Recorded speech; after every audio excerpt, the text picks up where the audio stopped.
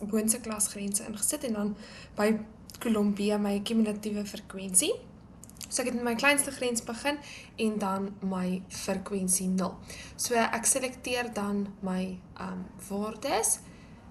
Dan gaan ek hier na to variable toe en hier is dan nou my frekwensie veelhoek.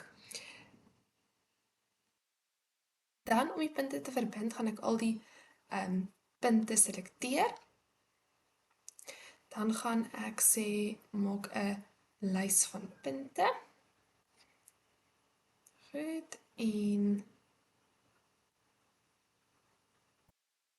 dan gaan ek sê ek moet dit verbind vir daardie lys van punte.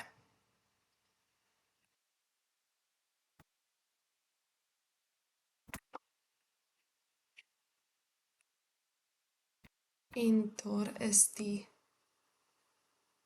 frekwensie veelhoek, kumulatiewe frekwensie veelhoek vir al die spesifieke punte.